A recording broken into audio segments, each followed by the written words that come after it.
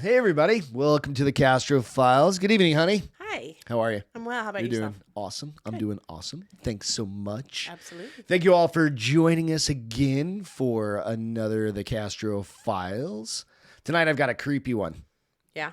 Well, it's creepy in the sense that if you've heard of the movie The Hills Have Eyes, really creepy. Yeah. You know, people out like living in caves and stuff like Near, that, near, or what? near, near, Yeah, near, it's near. very much like that. It's based off a true story. Oh, I did not know this. Yeah, you know how some movies are, kind of like based on, Yes. Loosely. loosely based on Yes. a true story. Well, this is based on a true story from way back when. Okay. Which is kind of gonna creep you out a little bit because when people are really cannibals, you're like, and it's not just the movies. Yikes. It's weird. So just a heads up, this one's going to be kind of a little gnarly. So, Okay.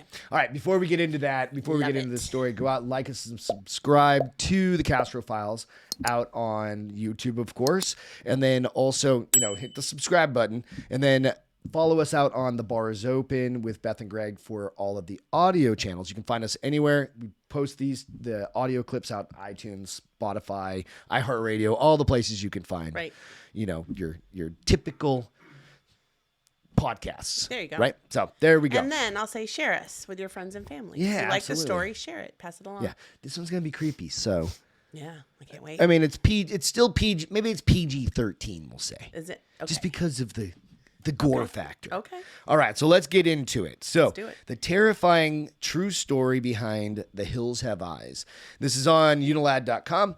You can find it out there. I'll post the links to everything as well. So, this is based on the movie, or the movie's based on this story. So, it's one of the most iconic horror settings of all time, and one that can still make lone travelers feel uneasy upon remembering the story. A dusty, uncomfortable expanse of desert surrounded by rocky, unforgiving hillside terrain with only animals out there. In Wes Craven's 1977 classic, The Hills Have Eyes, we see the ordinary suburban Carter family preyed upon like human french fries by a wild clan of cannibals after their trailer breaks down in the Nevada desert. As they are picked off and brutalized in various horrifying ways, the remaining Carters are forced to fight savagery with savagery. Prayer circles and walkie-talkies soon cast aside for rocks and traps and bloody screaming vengeance. Okay. Wow. The final closing scene, which sees newly grieving widower Doug Wood, Martin Spear, who was the actor, unleash bestial fury on Mars, Lance Gordon, is arguably one of the bleakest endings in horror history. Our last vision of Doug is from a perspective of the dying Mars, and it's the name of a character in the movie. The rock coming down again and again as Doug's eyes burn wildly. Ruby's, Janice Blythe, who played that character, pitiful sobs almost humanize her repulsive brother in his final moments, while Doug is framed as having become animalistic as those who terrorize his family. All traces of humorous, easygoing father and husband lost to dry winds. A masterpiece in spinning suspense from ever-growing dread and claustrophobia, this exploration of fears of those outside the supposedly neat borders of society remained an important part of Alexandra Aja's bloodier remake, released 15 years ago. Okay. So this is the remake that most of us are 2007 probably more familiar with that with, one, right? right. This one, the original, the OG, is from 1977, right? So although they follow the same narrative threads, family dynamics, and themes, the two versions vary notably. Aja's version turns the guts and gore up a notch, the newest version, while giving us a markedly different sort of villainous pack to contend with. In the original movie, Papa Jupiter is sent out into the wilderness as a boy by his father Fred, having burned his home and sister to a cinder. We never hear about Jupiter's versions of the events, and by the time we meet him, he is more wild thing than man. And that's kind of getting into this. Okay. Right? So the remake takes the origin story in a notably different angle and arguably much more eerie direction, with the Farrell family having been cruelly forced from society and into the mines and the desolate, the desolate, crumbling ghost town they call home. The physical differences of the family are at this time attributed to nuclear testing at a mining town, testings that were later covered up by the government.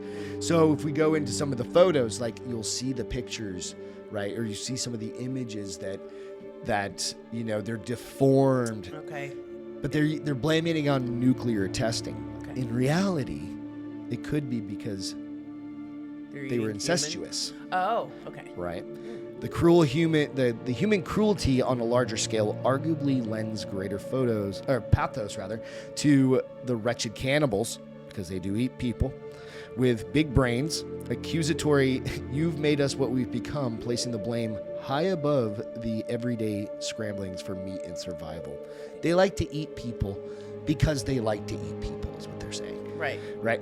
However, the true origin story of The Hills Have Eyes dates back to long before concerns over nuclear testing, although the fears and fascination with social outsiders was just as strong.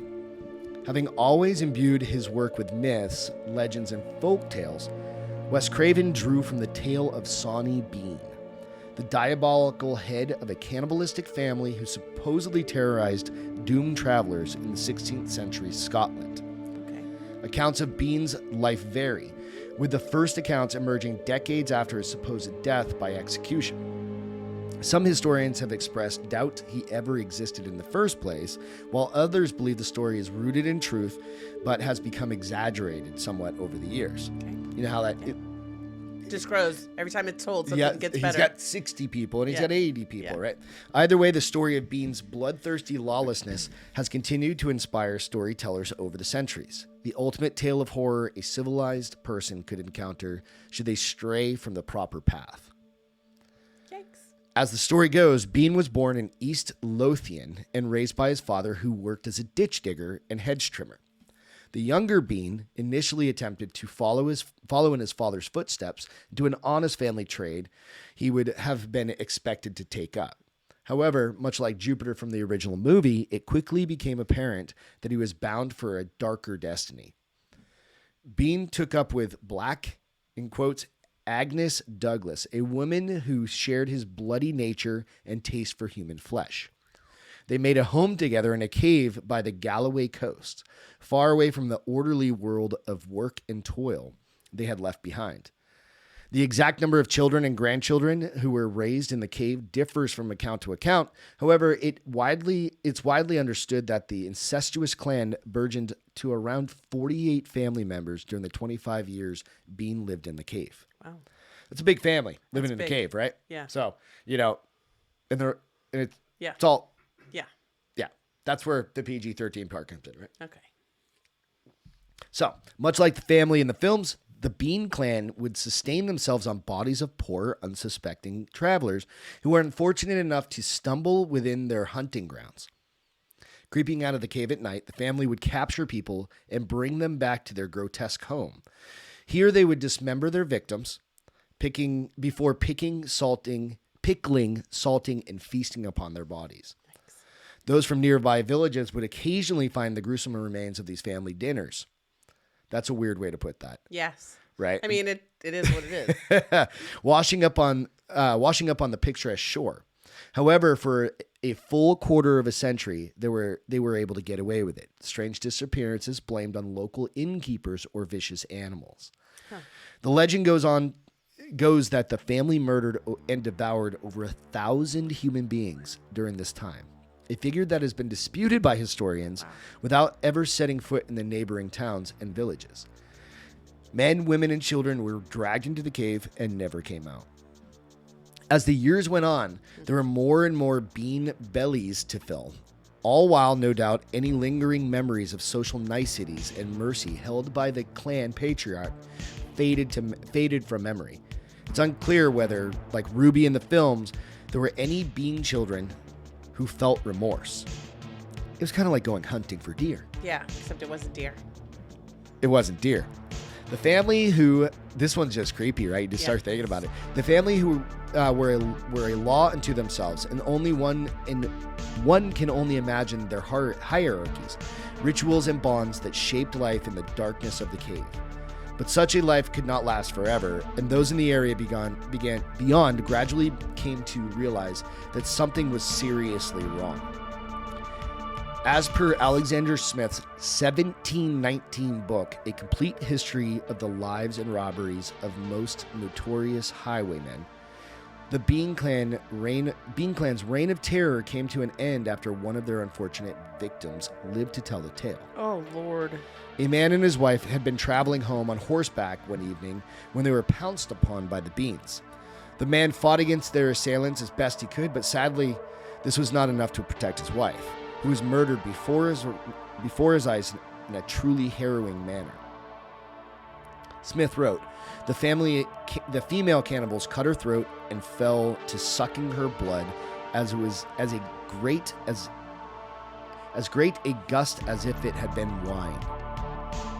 This done, they ripped up her belly and pulled out her entrails.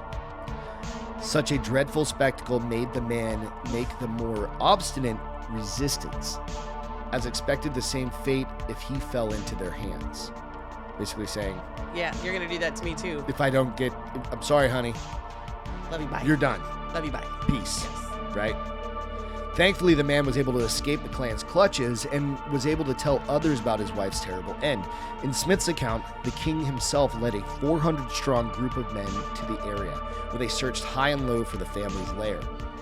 At first, they were unable to locate the cave, even when bloodhounds alerted them to it.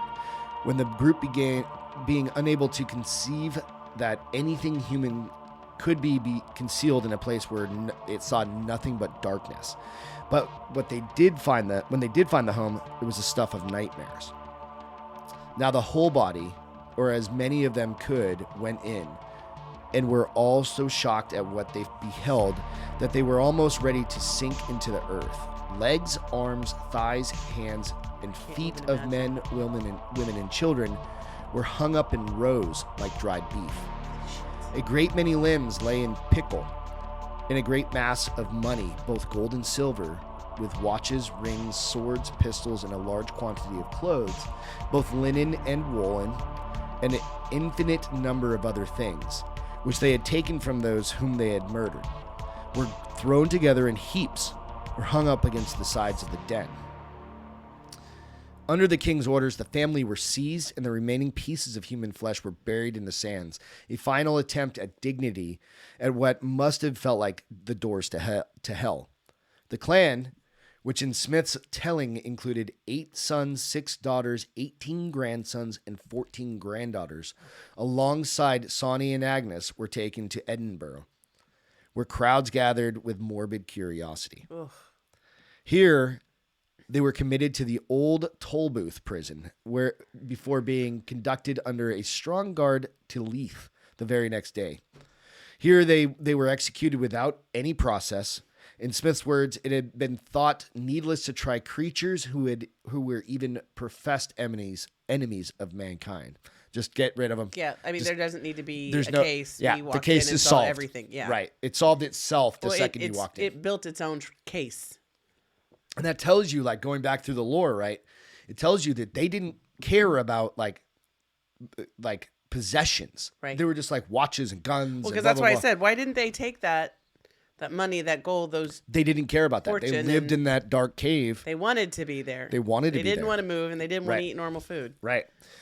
The ways in which the family members were executed could make even the most hardened film buff stomach churn, making for difficult reading all these years. So this one's going to get kind of gnarly. Okay. The men had their private parts cut off and thrown into a fire. Their hands and legs were severed from their bodies, by which amputations they bled to death in some hours. The wife, daughters, and grandchildren, having been made spectators of this just punishment inflicted on the men, were afterwards burnt to death in 3 several fires. They all in general died without the least signs of repentance, but continued to the very last gasp of life, cursing and venting the most dreadful imprecations upon all around, and upon all those who were instrumental in bringing them to such well-merited punishments. Basically, they were like, we don't care. Yeah, we're angry at you we hate you for coming. You're ruining our lives. But you grow up as a feral human being, and that's what you do. We only live by the lessons that we're taught. Right. Right. And they They didn't learn with it. They weren't brought up with any humanity to them, right? During an interview with the Arrow upon the film's original release, Craven spoke with some surprising sympathy for the ways in which the Bean family were punished, echoes of which can be seen in the plot. They did horrendous things to them, broke them all on a wheel, hanged the women in front of the men, and then they dismembered the men. And this is what he's saying, and I was so struck by how on the one hand, you have this feral family that's killing people and eating them. But if you look at it, they weren't doing anything that much worse than civilization did when they caught them. And I just thought, what a great kind of A-B culture. How the most civilized can be the most savage, and how the most savage can be the most civilized. I don't think there was anything civilized. When you sit there and you cut a dude's private parts off. I mean, that was a little. I'm talking about, but the other people weren't any less savagery. No, it was like you said. It's the A-B. It's the yin and the yang of it, if you will. That's crazy. He continued, I constructed these two families as mirrors of each other. I found it very interesting to look at ourselves, to think of ourselves as having the capacity not only for great good, but for great evil. Mm-hmm. In this book, Wes Craven, The Man and His Monsters, film writer John Woolley Wiley wrote, Craven realized that by updating the Sawney Bean story to 20th century California, he would have the opportunity not only to comment on a cult society dwelling inside modern civilization, but also the chance to comment on civilization's less than civilized retribution against the cannibals, which makes sense, right? I mean, kind of, right? So in the movie, the dad goes crazy. Okay. Because he's driven to a point of... Well, he lost everybody. Yeah, right? So 40 years on, AHA revamped and repackaged the story for a new generation. Of course, you can go out and check them out. I mean, so... I've never seen it. I'm kind of in... I've seen them. I don't think I've seen the 77 version. Yeah. I've seen the new one. I'm kind of in, I don't like to watch horror movies just for the grotesqueness of the horror movie. Right. There's certain movies like that. I'm I used to. Like the Rob Zombie movies, like House of a Thousand Corpses and stuff like that. I've watched them. I'm like, I can't get that time back in my life. You know what I mean? Like I just can't do certain. Yeah, Hostel. Exactly. Yes. Like there's certain things I just can't do. Unlike the traditional Sawney Bean story, The Hills Have Eyes doesn't end with the clan being wiped from the face of the earth, scoured from the land where they have built their home. We don't see a safe and final return to civilization. In both movies, we leave the Carters exposed and visible in the dry heat of the desert, the feeling of unseen eyes persisting even though their tooth and nail fight for survival. Sawney Bean's story will no doubt continue to shift and reverberate in years and perhaps centuries to come, firing up the imaginations of writers and filmmakers who will never not be fascinated with the world that lies beyond the surest road. So it really is just kind of one of those stories that it's a quick story, but it's a creepy story. You're like, well, it's based on so there's a truth to it, right? And then those movies are based on truth. It's weird because my thought was when you talked about how they killed them. Well, no, how they killed the family. I was thinking to myself, Sawneys. I'm like, why didn't they just hang them like they would hang a regular? I think they were trying to find some sort of retribution for what they had done. Yeah, like kind of giving them a little taste of what they had done to like people. a little vigilante justice kind of thing, right? I don't know, but is that eye for an eye? I don't know, something like that. It is eye for an eye, but that doesn't always mean it's right. No. Especially if they weren't the brightest bulbs in the batch. Yeah, when you have that much incestuous kind of relationship going on, right? Yeah, you may be hurting You're not functioning on a full educated brain. No, not just. Plus, it's the 1700s, so yes, because but also, they just didn't have any social skills. People that weren't them, they ate. They didn't say. Just think about the social, just friend. like your current day social skills. Yeah. Right. Like you get up, you brush your teeth, you take a shower, you do whatever, you make look a bed, at people, you get up, you say you hello, do your stuff, and you walk by them. You don't slit their neck open and drink from them. Right. Like it's wine. Yeah. So, or a vampire. If you guys like this one, go out and give it a thumbs up if you don't mind. Share it. This one's a little creepy, so. It's good. Yeah, absolutely. You know what? I did have one question. Yep. Like, in my head, I was chuckling because I was like, when he said he met the lady he met that he ended up having kids with. Oh, yeah. I was Agnes. like, yes, when he found his mate, I wrote down, how did he find out? Hey, hi, nice to meet you. I like to eat people.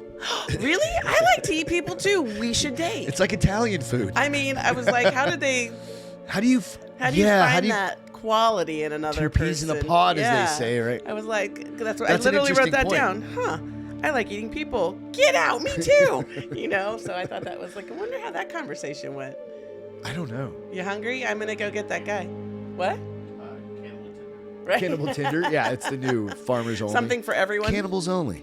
Oh gosh, I don't know. that was a good story, babe. And if you hear that voice in the background, that's our producer, Pete, who's now got a mic and now we got a setup. He's got a whole Now producer he's desk. dangerous. So absolutely. You'll hear more from him later on. So Yes. cheers. Thank you guys so much. Like I said, go out, like, subscribe to the show, share it if you don't mind. Please. All the photos are posted out on the Castro Files out on Instagram as well, so you can check them out there if you didn't see it. If you're listening in. So all right, with that, have a great night. Bye, See you next guys. time. Cheers. See ya.